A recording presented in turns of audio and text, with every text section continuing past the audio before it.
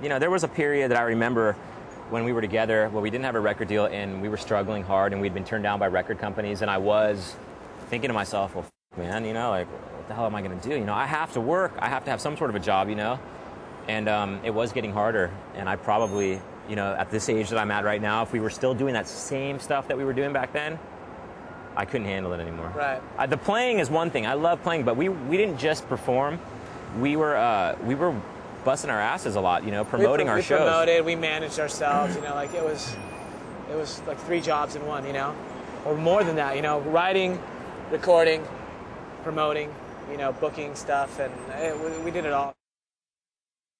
When I was around like 15 years old, I decided that this is what I wanted to do, and I loved music so much, and I would have my little my Walkman, and I had this Walkman that you could listen to your music and push a button on it and sing into it and hear yourself singing but still hear the music. So I would do that. I would sit there and sing into it and hear myself and then hear Guns N' Roses or whatever I was listening to at the time, you know. I invented karaoke. For me, it was a little different. I mean, I've always been a huge music fan. And I've said this before in other interviews. I've always thought that compared with my other friends when I was younger, I heard music differently. Maybe I didn't, you know, but I know that I used to pick up a lot of things that they never heard in songs, you know, and pick apart meanings and stuff like that at a pretty young age. That being said, I never really thought I was going to be a musician, because all the bands that I liked when I was younger were phenomenal musicians, you know. Steve Vai, Eddie Van Halen, these people that just were virtuosos at what they did, you know.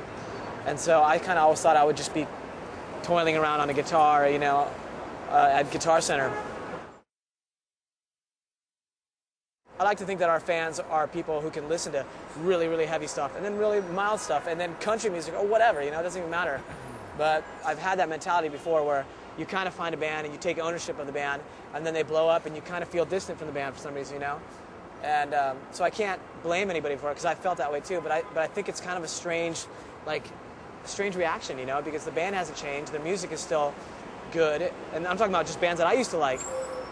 And eventually I come around and go, you know what, I still do like them, regardless of if they've sold 1 trillion records. You know, the music industry and playing in bands, I think, is a lot like high school, except for it lasts longer than 4 years. You know, and you're lucky if you can get through that. Definitely, that's a good You have all your cool bands, and then you have your bands that are cool with the cool bands, and that will get by, and then you have the bands that the cool bands think are lame. You know, yeah. It's just like high school, dude. I just don't understand. Like, I wonder when it became cool for punk rock to be at the mall. You know, like, I don't remember it being cool, you know, and I see a lot of punk rockers at the mall now. It's just funny as hell.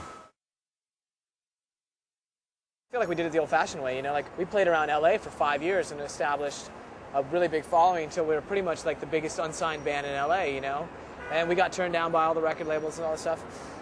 But we've done, like, we didn't skip any growing steps, like from garage band to playing cafes and people's backyard parties to playing festivals and arenas, you know, like there was no jump from one stage to another. And I think with bands that form in January, get signed in June, and next thing you know, they're playing radio festivals in November, you know, because the record company speeds up the process.